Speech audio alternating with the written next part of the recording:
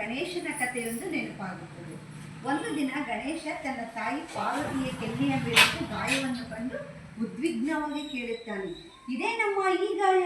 ಪಾರ್ವತಿ ಶಾಂತವಾಗಿ ನುಡಿಯುತ್ತಾಳೆ. ನೀನು ಹೊಡೆದೇ ಅಲ್ಲಪ್ಪ, ಅದರದ್ದೇ ಹೋಗು ಈ ಗಾಯ ಎಂದು. ಗಣೇಶನಿಗೆ ಆಶ್ಚರ್ಯವೂ ಆಶ್ಚರ್ಯ. ತಾನು ಯಾರಿಗೂ ಹೊಡೆದ ನೆನಪು ಬರಲಿಲ್ಲ. ಒಂದು ವೇಳೆ ಹೊಡೆದಿದ್ದರೂ ತಾಯಿಗೆ ಹೊಡೆದನೇನು? ಏನು? ಗಣೇಶ ತಪ್ಪಿದ್ವಾಗಿ ಕೇಳಿದ. ನಾನಲ್ಲಿ ಹೊಡೆದು ನಮ್ಮ ನಿನಗೆ? ಪಾರ್ವತಿ ಎಂದಳು. ನೀನು ಆ ಹೆಣ್ಣು ಬೆಕ್ಕಿಗೆ ಹೊಡೆದೆಯಲ್ಲ? ಗಣೇಶನಿಗೆ ತಕ್ಷಣ ನೆನಪಾಯಿತು. ಹೌದು, ತಾನು ಯಾವುದೋ ಒಂದು ಬೆಕ್ಕಿಗೆ ಹೊಡೆದದ್ದು ನಿಜವೇ. ಆದರೆ ತಾನು ಆ ಬೆಕ್ಕಿಗೆ ಹೊಡೆದರೆ ತಾಯಿಯ ಮುಖದ ಮೇಲೇಕೆ ಬರೆ ಹೇಳಬೇಕು? ಆಗ ಪಾರ್ವತಿ ತಿಳಿಸುತ್ತಾಳೆ, ನೋಡು, ಈ ಸೃಷ್ಟಿಯ ಪ್ರತಿಯೊಂದು ಸ್ತ್ರೀ ಶರೀರದಲ್ಲೂ ನಾನಿದ್ದೇನೆ. ಆದ್ದರಿಂದಲೇ ನೀನು ಆ ಬೆಕ್ಕಿಗೆ ಹೊಡೆದ ಏಟು ನನ್ನ ಮುಖದ ಮೇಲೆ ಕಾಣಿಸಿಕೊಂಡಿದೆ. ಗಣೇಶನಿಗೆ ಅರ್ಥವಾಯಿತು. ಸ್ತ್ರೀಯ ಸಮಸ್ತ ತವ ದೇವಿ ಭೇದಾಹ.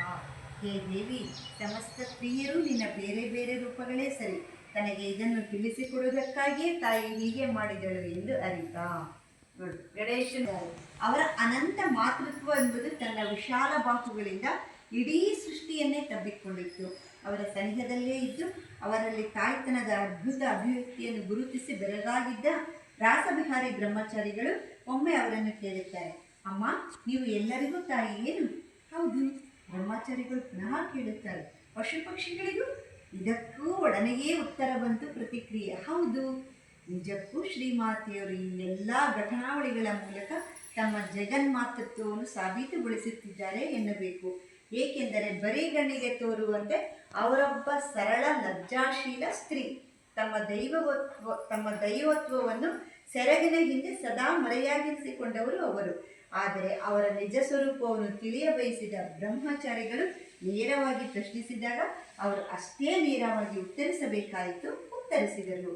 ಇವ್ರು ಯಾರು ಅಂತ ಯಾರಿಗೂ ಅಷ್ಟು ಗೊತ್ತಾಗಲ್ಲ. ಎದುರಿಗಿದ್ದರಿಗೆ ಸಾಮಾನ್ಯ ಒಬ್ಬ ಬಡವರ ಮನೆ ಹೆಣ್ಮಗಳು ಅಷ್ಟೇ, ಇನ್ನು ಯಾರೂ ಅಲ್ಲ. ಅವ್ರು ಯಾರು ಜಗನ್ಮಾತೆನೂ ಅಲ್ಲ, ದೇವಿನೂ ಅಲ್ಲ, ಯಾರೂ ಅಲ್ಲ ಅಂತ ಗೊತ್ತಾಗುತ್ತೆ.